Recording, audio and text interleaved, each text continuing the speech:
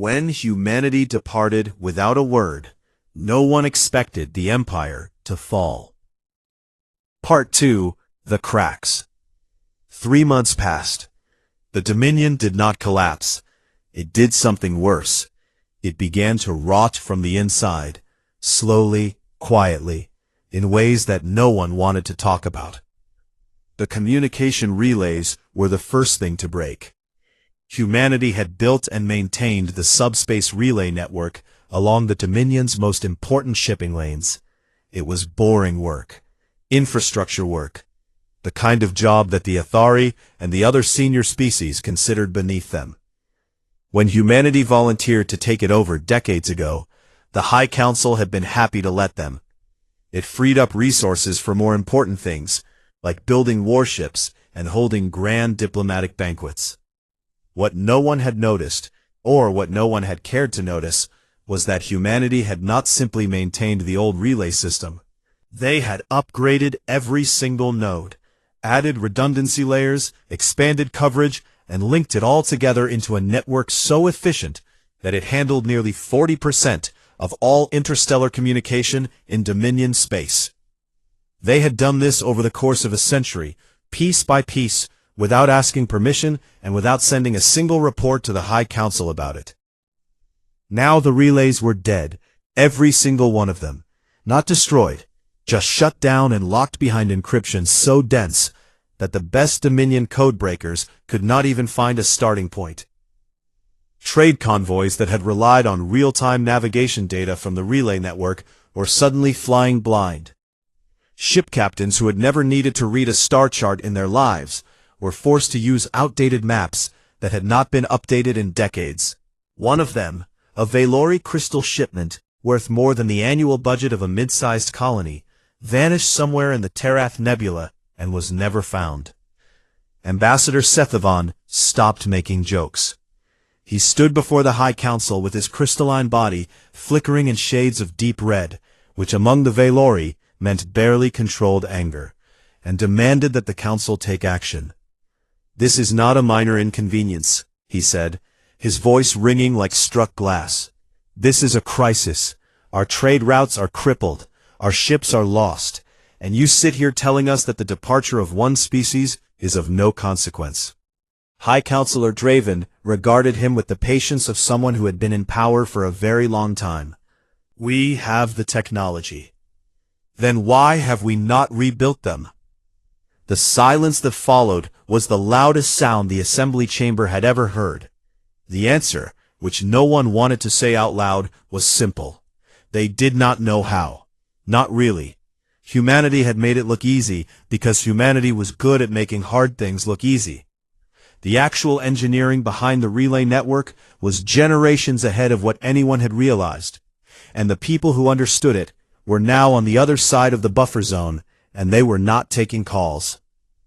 The second blow came from the food supply. Humanity had been the sole producer of a bioengineered soil compound called Compound 7. It was a simple name for a simple product, or so everyone had assumed. Compound 7 allowed barren worlds with dead or nutrient-poor soil to grow crops at industrial scale. Hundreds of frontier colonies depended on it entirely. Without it, their soil was just dirt, and dirt did not feed anyone. Nora Whitfield had been the last human agricultural officer on the Dominion Council Station. She was a small woman with freckles and a warm smile, who had spent 12 years quietly managing the distribution of Compound 7 across 600 worlds. She had filed her last report on schedule, nodded politely to her colleagues, and left. No goodbye, no forwarding address. The Crithani, a careful and methodical insectoid species, had been assigned to take over agricultural coordination after the humans left.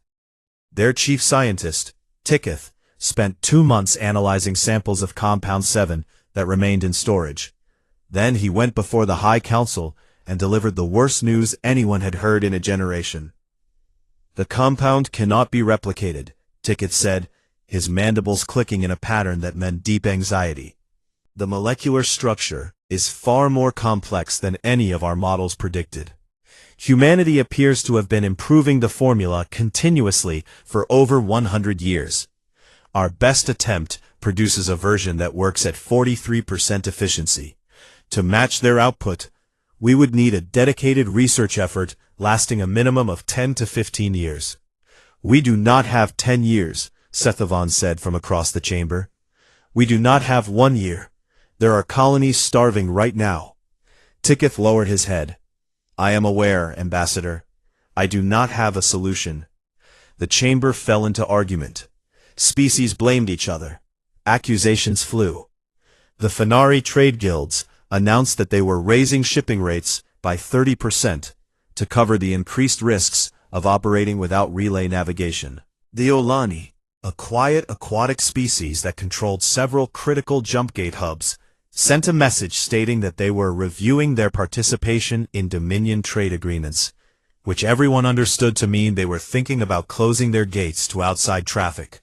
High Counselor Draven called for order, but his voice did not carry the weight it once had. The cracks were showing, and everyone could see them now. On the other side of the buffer zone, the world designated Haven 7 was beginning to look like something more than a survival camp. Katie Marsh stood on a ridge overlooking the settlement and watched as construction crews raised the frame of a water treatment plant. Below her, rows of greenhouses stretched across the valley floor, their interiors glowing green with the first harvest of engineered crops. The soil here was thin and rocky, but Compound 7, of which humanity had secretly stockpiled 10 years' worth of supply before the departure, was doing its job. Greg Palmer, a logistics coordinator with a calm voice and an endless supply of patience, walked up beside her with a tablet in his hand. Population count as of this morning is 212,000 on Haven 7. Another 60,000 across the secondary sites. All essential infrastructure is on schedule or ahead. Medical? Dr. Hannah Price has the central hospital running at full capacity. She says she needs more surgical equipment, but we can pull from the transport ships. Katie nodded. She watched a group of children running between the habitation modules, playing some kind of game that involved a lot of shouting and not much in the way of rules. A woman sat on a bench nearby, reading something on a handheld screen while keeping one eye on the kids. A man was hanging a string of lights between two buildings, even though they had only been standing for a week. People were already making it home. That was the thing about humans. Give them a flat piece of ground and a reason to stay, and they would build a world on it before you could finish drawing up the plans. Greg, Katie said. Ma'am, do you ever think about what we left behind? Greg looked out at the valley. Sometimes. Then I look at this, and I stop. Katie almost smiled. Yeah, me too. A message arrived that evening on her secure terminal. It was from Admiral Ben Howard. Short and direct as always. Phase 2 preparations are proceeding. Maintain current posture. Observation posts report increased Dominion internal communications. They are arguing among themselves. No indication of pursuit or hostile intent toward us. Continue building. Continue growing. We have time. Katie read the message twice, then deleted it. Somewhere behind them, an empire was beginning to crack, and somewhere ahead of them, a new world was being born. She turned off the lights in her office and walked home through the settlement under a sky full of unfamiliar stars. Someone was playing a guitar in one of the common areas. Someone else was cooking something that smelled like garlic and onions. A couple sat together on a bench, talking quietly, their heads close together. It was ordinary. It was small. It was everything. And it was theirs. When humanity departed without a word, no one expected the empire to fall. Part 3. The Unraveling. 6 months after humanity disappeared, the Galactic Dominion stopped pretending. The problems were no longer small. They were no longer something that could be discussed in quiet meetings and handled with careful words. They were everywhere, growing faster than anyone could manage, feeding on each other like a fire that had found dry wood. The Valerie and the Selthari went to war. It had been building for a long time. The two species shared a border region in the Damara Corridor, a stretch of space rich in rare minerals and old grudges. For 400 years, they had kept the peace, not because they wanted to, but because a team of human diplomatic observers had been stationed on a neutral platform between their territories, watching every ship movement and every communication, stepping in whenever tensions started to rise. The humans had been patient. They had been fair. They had been so good at the job that both sides had forgotten how much they hated each other. When the observers left, the monitoring systems went dark. Within 2 weeks, a Selthari patrol ship fired on a Velori merchant vessel that had drifted into the wrong sector. The Velori captain survived and sent a distress signal. The Velori Navy responded by seizing 3 Selthari mining stations along the border. The Selthari called it an act of war. The Velori called it justice. And just like that, 400 years of peace ended in the time it took to pull a trigger. Ambassador Sethavan stood before the High Council one more time, but he was no longer angry. He was afraid. "We need mediators," he said. "We need someone who can stand between us and the Selthari and make both sides listen. We need the humans." Everyone knew that the humans were not coming. On the other side of the Dominion, the Crethani were falling apart. The food crisis had grown beyond anything Ticket's team could manage. 200 frontier worlds were running out of food. Emergency rations had been distributed, but the rations were designed for short-term crises, not for feeding entire populations indefinitely. On the colony world of Crethan IV, food riots had broken out in 3 major cities. The Crethani military had been deployed to maintain order, but the soldiers were hungry too, and their loyalty was becoming uncertain. Ticketh sent a desperate message to every species in the Dominion, asking for agricultural aid. The Velori could not help because they were at war.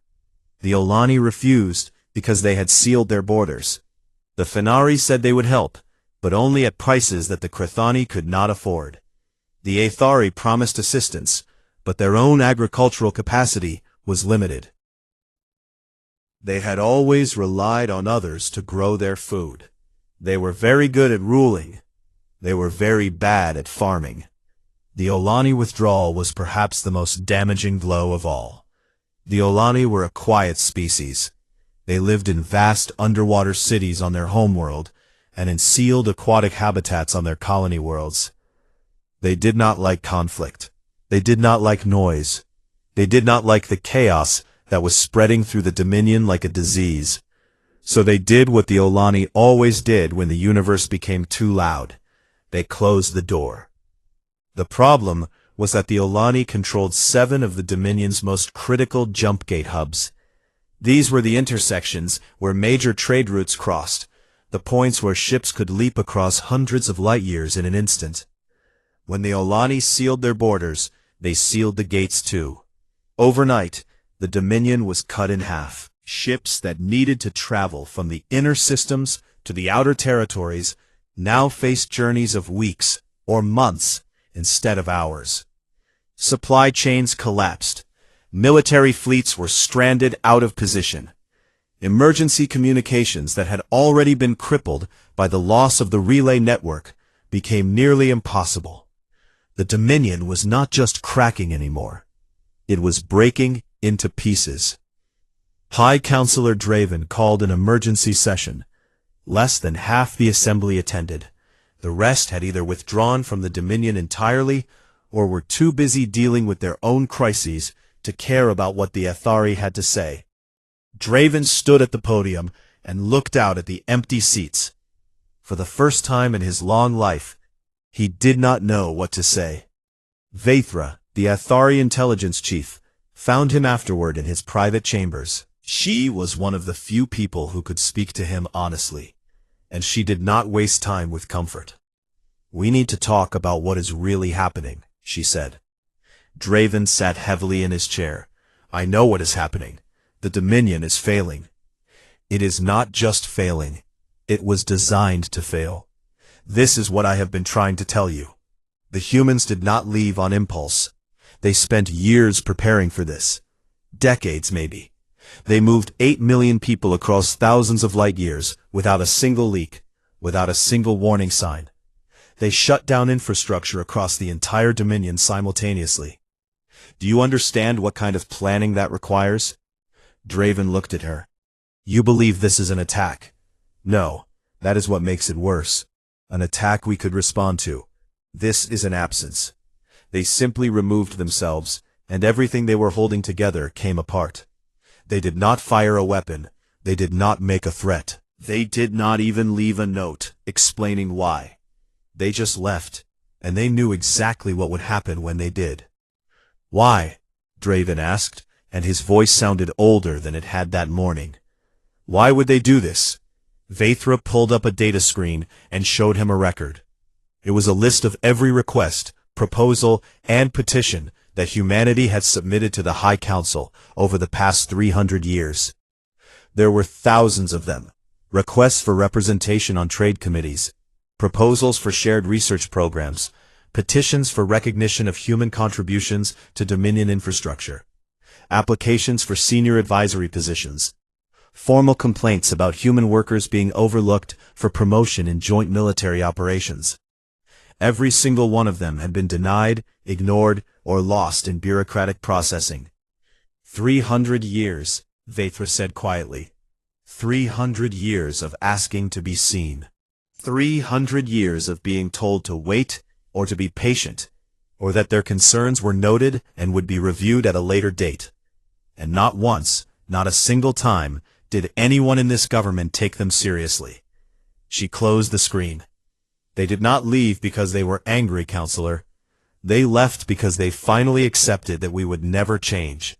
And they decided that they deserved better than waiting for permission to matter. Draven said nothing for a very long time.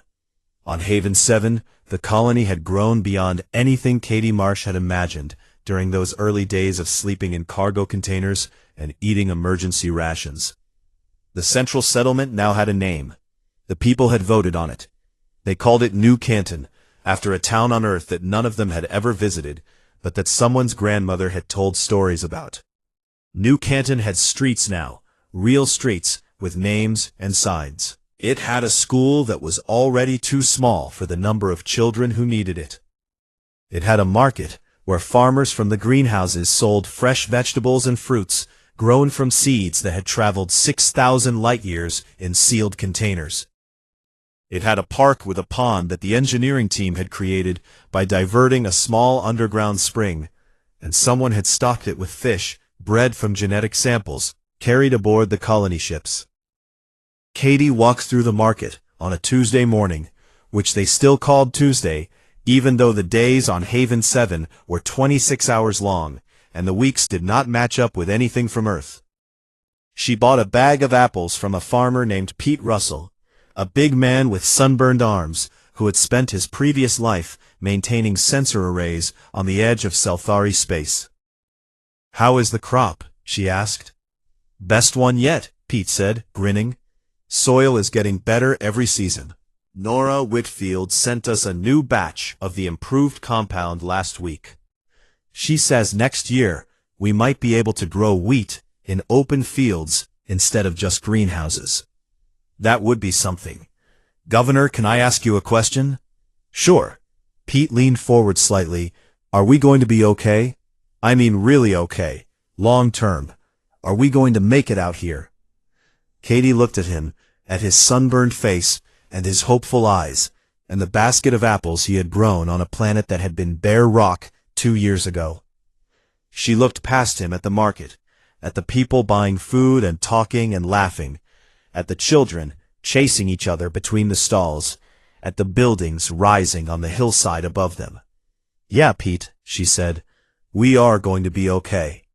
She walked home through streets that smelled like fresh bread and engine oil and growing things, and she believed every word she had said. Behind them, an empire was unraveling.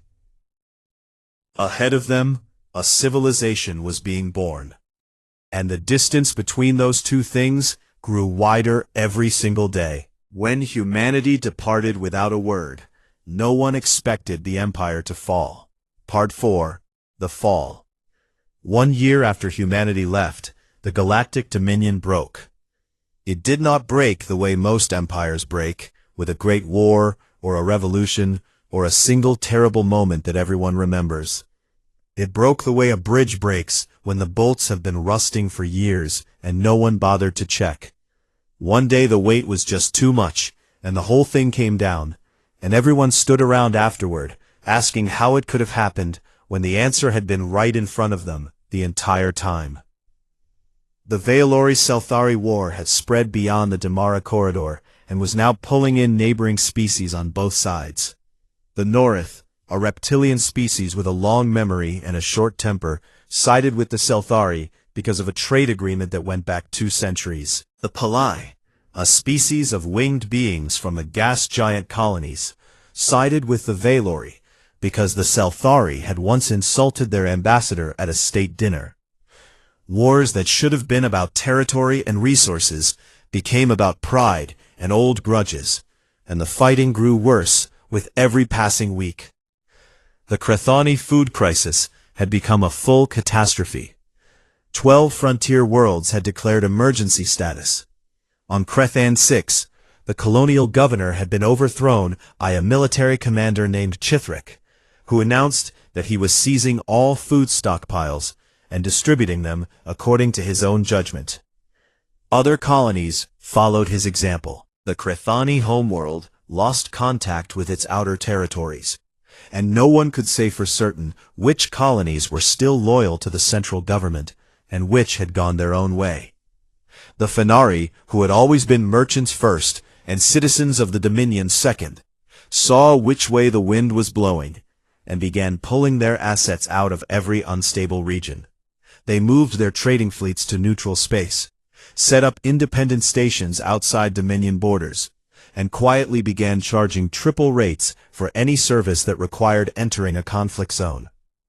They did not officially leave the Dominion. They simply stopped acting like they were part of it. And the Olani stayed behind their sealed borders and said nothing at all. The High Council met for what would turn out to be the last time on a cold morning in the 88th cycle. High Counselor Draven walked into the assembly chamber and counted the occupied seats. Out of 900 species that had once filled this room, fewer than 200 were represented. Many of those who remained were minor species, small civilizations with no military power and no ability to survive on their own. They were here because they had nowhere else to go. Draven looked old, not in the way that Aethari usually aged, with a slow and graceful dimming of their skin's natural glow. He looked old in a human way, stooped and tired, and worn down by something that had nothing to do with his body. He gave a speech. It was a good speech. He talked about unity and shared history and the bonds that held civilizations together. He talked about the challenges they faced and the strength they would find in each other. He talked about the future of the Dominion with passion and conviction. Nobody believed him. After the session, Vaethra met him in the corridor outside the chamber. She walked beside him in silence for a while, matching his slow pace, saying nothing. They passed through the great hall with its murals depicting 12,000 years of Dominion history, painted on walls that stretched from floor to ceiling. Battles won, treaties signed, worlds claimed. It was the story the Aethari told themselves about who they were. A story of greatness and destiny and an empire that would last forever. "It is over," Draven said, stopping before a mural that showed the founding of the Dominion. "Is that what you have come to tell me? I have come to ask you what you want to do about it." "What can I do? The Valori are at war, the Crethani are starving, the Olani have locked themselves away, the Fenari have sold us out, half our member species have stopped answering our communications, the other half are waiting to see which way the collapse goes so they can pick the winning side." He turned to face her. "We built this. 12,000 years, Vaethra. 12,000 years of holding this together. and it fell apart in 12 months, because one species of soft-skinned, short-lived, unremarkable beings decided to stop doing our laundry. Vithra did not flinch at the bitterness in his voice. That is not what happened, and you know it. Then tell me what happened. They did not do our laundry, counselor. They built the house we lived in. They laid the pipes and wired the lights and planted the garden. They did it so well and so quietly that we forgot the house needed maintenance at all. We thought it just worked. We thought the lights turned on by themselves, and the water flowed by magic, and the food grew on its own. And when the people who actually kept it all running walked away, we discovered that we could not even change a light. Draven stared at the mural, the founding of the Dominion, the first Athari High Counselor, standing tall and proud, surrounded by the species who had pledged their loyalty. It was a beautiful painting. It was also, he realized now, a lie. The Dominion had not been built by one species standing above all others. It had been built by 1,000 species standing together, each one carrying a piece of the weight. And when you removed even one of those pieces, even the smallest one, even the one you thought did not matter, the whole structure shifted. I am going to resign, Draven said quietly. Vithra nodded. She had expected this. You should take over. What remains of the council will need someone who understands what went wrong. I will do what I can. Vithra. Yes? Find the humans. Whatever it takes, find them and talk to them. Not to bring them back. I know they will not come back. But someone needs to tell them that we understand now. Someone needs to say what we should have said 300 years ago. Vithra looked at the old counselor, this proud and stubborn being who had spent his entire life believing that the Aetheri were above everyone else. And she saw something in his eyes that she had never seen before. It was not defeat. It was clarity. The terrible, painful clarity of a man who had finally seen the truth about himself and could not look away. I will find them, she said. 6,000 light-years away, Katie Marsh sat in the brand-new City Hall of New Canton and read the intelligence report that Admiral Ben Howard had sent her that morning. The report was detailed and thorough, compiled from long-range observation posts that humanity had set up along the edge of the buffer zone. It described the collapse of the Dominion in clinical, precise language. Fleet movements, supply shortages, political fractures, war zones. Then she set the tablet down and walked to the window. New Canton had changed. It was not a survival camp anymore. It was not even a frontier town. It was a city, a real city, with neighborhoods and districts and a growing skyline. The university on the Eastern Ridge had opened its doors 3 months ago, and the first class of students was already attending lectures. The hospital had expanded twice. There were restaurants and bookshops, and a theater where a local company was performing plays 3 nights a week. Someone had built a fountain in the central square, and children threw coins into it and made wishes. Greg Palmer came in and stood beside her. He had grown into his role as chief of staff with a quiet competence that Katie had come to depend on. You read the report? I read it. The Dominion is finished. It is just a matter of time now. I know. Some people are saying we should reach out, offer to help. There are billions of beings over there who had nothing to do with how we were treated. They are suffering. Katie was quiet for a moment. I know that too. So what do we do?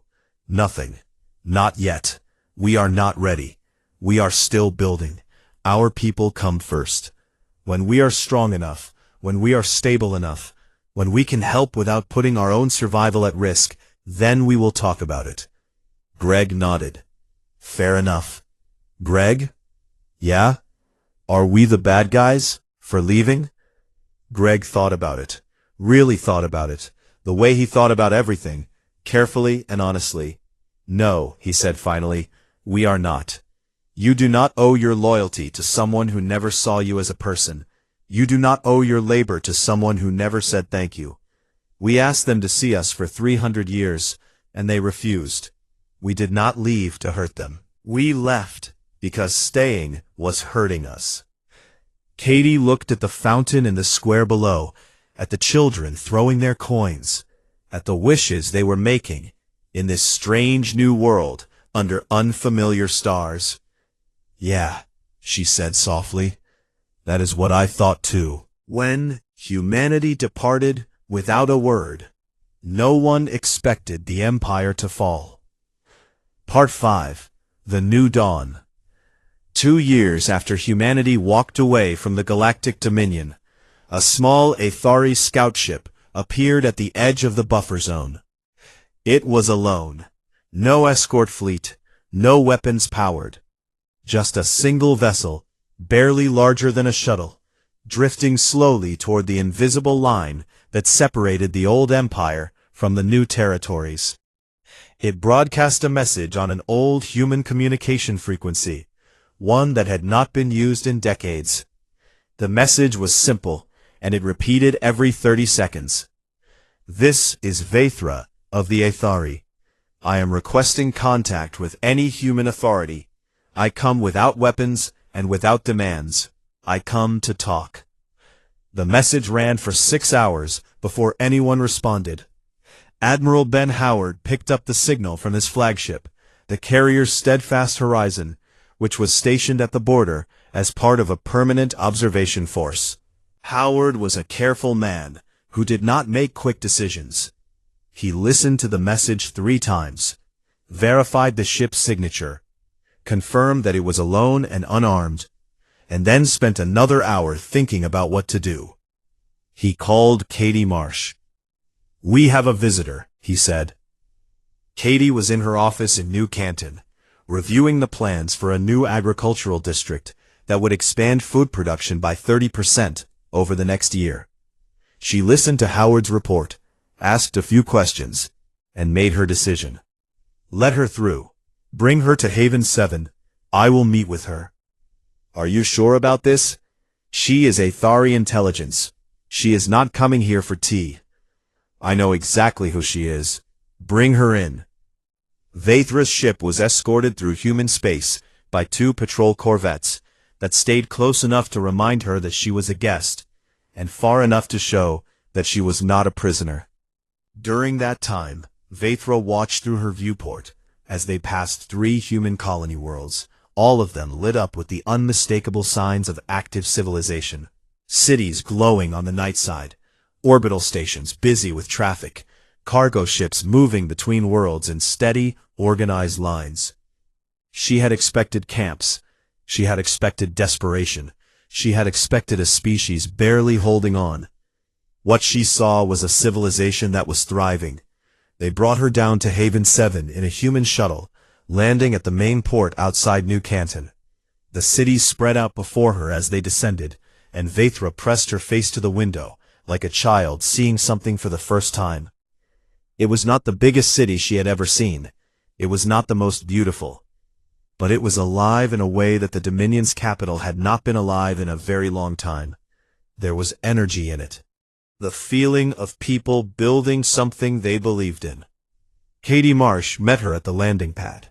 The human governor wore simple clothes, dark trousers, and a gray jacket, nothing that announced her rank. She was shorter than Vaithra expected. Her handshake was firm. "Welcome to Haven 7, Katie said. "I hope the trip was not too uncomfortable." "It was fine," Vaithra said. She looked around at the city, at the people moving through the streets, at the construction cranes on the horizon. "You have built all of this in 2 years?" "We had good motivation." They walked together through New Canton. Katie did not take her to an office or a conference room. She took her through the streets, past the market, where Pete Russell was selling apples for his 3rd harvest, past the school, where a teacher named Diane Keller was leading a class of 20 children through a science lesson about atmospheric composition, past the hospital, where Dr. Hannah Price was supervising the installation of a new imaging unit that had been manufactured entirely on Haven 7, past the university, where students sat on the lawn between classes, talking and arguing, and dreaming about the future. Vaithra saw everything. She said very little. They ended up in the park in the center of town, sitting on a bench beside the fountain. Children were playing nearby. An old man was feeding birds, actual Earth birds, pigeons that had made the journey across the galaxy in a sealed habitat module, because someone had decided that a world without birds was not a world worth building. The Dominion is gone, Vaithra said finally. What remains is fragments. The HFY War has burned itself out, but both sides are devastated. The Krathani have split into 12 independent colonies, most of which are still struggling to feed themselves. The Olani remain isolated. The Fenari have become independent traders with no national loyalty. The Etheri still hold the council station, but we govern nothing. We are an empire of empty chairs and beautiful murals and 12,000 years of history that no one wants to remember. Katie listened, without interrupting. Draven resigned, Vaithra continued. He asked me to find you. He wanted me to tell you that he understands now, that we all understand. Do you? Katie asked, and there was no anger in her voice, just a question. Vaithra took a long breath. I reviewed every record, every petition your species submitted, every request that was denied, every proposal that was ignored. 300 years of your people asking, politely and patiently, to be treated as equals. And we said no every single time. Not loudly, not cruelly. We just said nothing, which was worse. She looked at Katie. You did not leave because you hated us. You left because you gave up on us. And that is the part that hurts the most, because it means we had every chance to keep you, and we threw each one away. Katie was quiet for a moment. She watched the children playing. She watched the old man with his pigeons. She watched the sun moving across the sky of a world that had been bare rock 26 months ago, and was now home to over 300,000 people. I thought about this moment for a long time, Katie said. I thought about what I would say if someone from the Dominion ever came here and said they were sorry. I thought I would be angry. I thought I would want to make you feel what we felt. But I do not feel that way. She turned to face Vaithra. We are not coming back. I need you to understand that. This is our home now. These are our worlds. We will never again be part of someone else's empire. Vaithra nodded. She had expected this. But we are not going to watch people starve when we can help. It was never who we were. We will send food to the Krathani colonies. We will send engineers to help rebuild the relay networks. We will open a diplomatic channel for any species that wants to talk. We will help because it is the right thing to do, not because we owe anyone anything. She paused and looked at Vaithra with steady eyes. But there is a condition. One condition. Every species we work with needs to understand that this is a partnership between equals. Not a senior species and a junior species. Not a ruler and a servant. Equals. If anyone cannot accept that, then they are welcome to solve their problems on their own. Vaithra stared at this small, quiet human woman who had led 8 million people across the galaxy, built a civilization from nothing, and was now offering mercy to the empire that had ignored her kind for 3 centuries. She thought about Draven, alone in his chambers, staring at murals that told a story he no longer believed. She thought about Sethivan, whose crystal body had dimmed to a pale shadow of its former brilliance. She thought about Tiketh, working day and night in a laboratory trying to solve a problem that humanity had solved 100 years ago. Equals, Vaithra said. Yes, I think we can accept that. Katie stood up from the bench. Good, then let us get to work. She offered her hand, and Vaithra took it. They walked back through New Canton together, the Athari intelligence chief and the human governor, past the market and the school and the hospital, and the fountain, where children threw coins and made wishes under alien stars. And for the first time in a very long time, Vaethra felt something she had not felt since before the humans left. Hope. That evening, Katie sat alone in her office and wrote a letter. Not an official communication, not a diplomatic document. A letter, addressed to no one in particular, meant for everyone. We left because we had to. We stayed silent because words had failed us. We built this place because we believed we deserved a home where we were seen. And now we are opening our doors, not because the galaxy has earned our kindness, but because kindness is not something that needs to be earned. It is something you give because of who you are, not because of who they are. We are human. This is what we do. We build, we grow, we help, we endure. And when the universe forgets us, we do not disappear. We go somewhere new and start again, and we make it better than before. She saved the letter, but did not send it. Some things were not meant for anyone else to read. Some things you wrote just to remind yourself why you kept going. Outside her window, the lights of New Canton glowed against the darkening sky.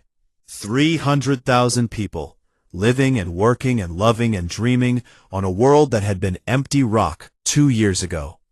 And beyond them, across the buffer zone, a broken galaxy was slowly turning its face toward the small, stubborn species that had walked away without a word, and somehow, against all odds, had found its voice. Humanity had departed in silence. They returned with an open hand, and nothing in the galaxy would ever be the same again. When humanity departed without a word, no one expected the Empire to fall. Part 1. The Silence. The Galactic Dominion had ruled the stars for 12,000 years. 900 species lived under its control. Some were powerful and ancient. Some were weak and new. All of them answered to the Aethari High Council, a group of tall, pale-skinned beings who believed they were born to lead and everyone else was born to follow. Humanity had joined the Dominion 300 years ago. They came from a small planet orbiting a yellow sun at the edge of nowhere. The Aethari looked at them the way a king might look at a stray dog that wandered into his court. They were allowed to stay, but no one expected much from them. Their ships were plain, their technology was average, their soldiers were tough, but few. They were, in the eyes of every senior species, a background race, useful for small jobs, easy to forget. And humanity had accepted that role without complaint. They took the work no one else wanted. They built communication relays along dangerous trade routes. They developed cheap farming compounds for dying frontier worlds. They staffed medical stations on the edges of war zones. They maintained sensor grids in deep space where no other species wanted to go. They did all of this quietly, efficiently, and without asking for praise or recognition. Ambassador Liam Beckett was the human representative to the High Council. He was a thin man in his late 50s with gray hair and calm brown eyes. He sat in the same seat every session, spoke only when spoken to, and never raised his voice. Most of the other ambassadors forgot he was there. The Valori ambassador, a tall creature made of living crystal named Sethavon, once told a colleague that Beckett could be replaced with a piece of furniture, and the assembly would not notice for a month. Beckett had heard the joke. He had smiled politely and said nothing. He was very good at saying nothing. On the morning of the 4th rotation of the 87th cycle, Beckett's chair was empty. There was no note, no message, no formal letter of withdrawal. The entire human delegation quarters on the council station had been cleaned out overnight. Every data chip, every piece of clothing, every coffee mug and family photograph was gone. Even the air filters had been removed from the ventilation system.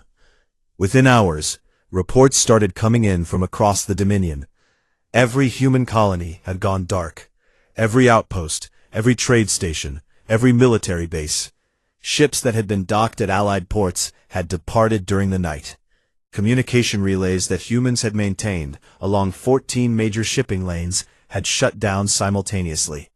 8 million human beings had vanished from Dominion space without a single word of explanation. High Counselor Draven addressed the assembly that afternoon.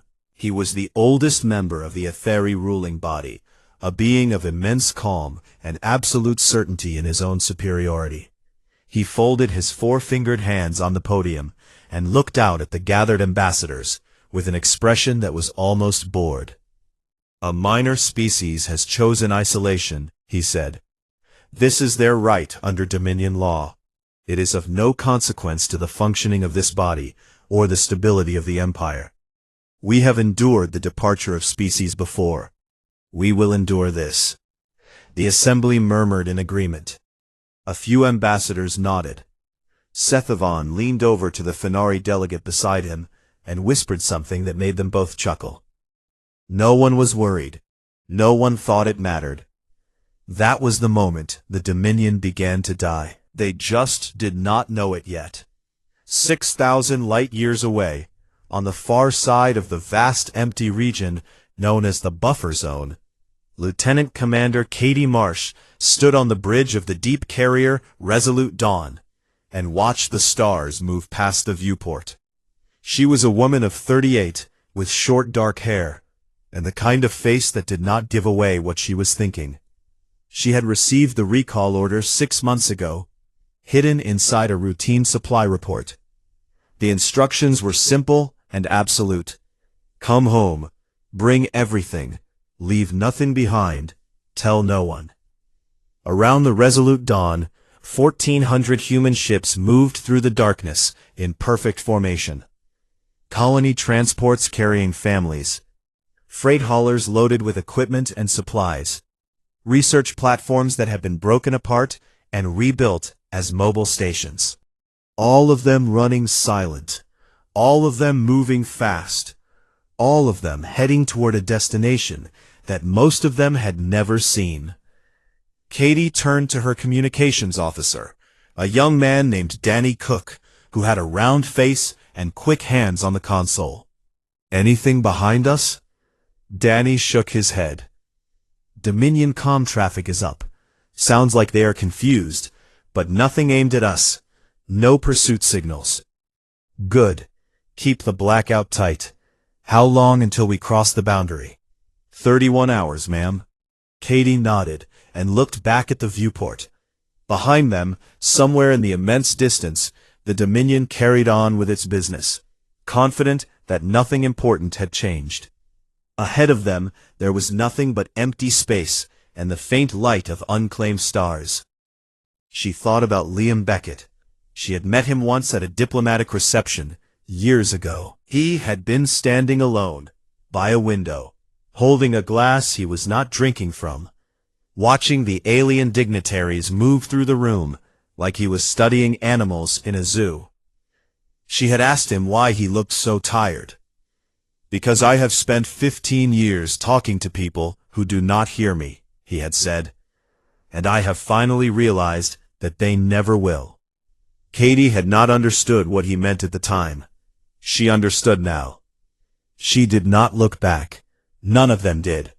8 million human beings sailed into the unknown, carrying everything they owned and leaving behind an empire that had never once looked them in the eye. The Dominion did not send anyone after them. There was no search party, no urgent diplomatic mission, no emergency session of the High Council dedicated to understanding why an entire species had walked away from the greatest civilization in galactic history. Because to the Dominion, humanity had never been important enough to chase. And that, more than anything else, was exactly why they left. The stars ahead were dark and unfamiliar. The ships moved through them like ghosts, and in the silence that humanity left behind, the first tiny cracks began to spread through the foundations of an empire that had believed it would last forever. No one heard the cracks, not yet, but they would.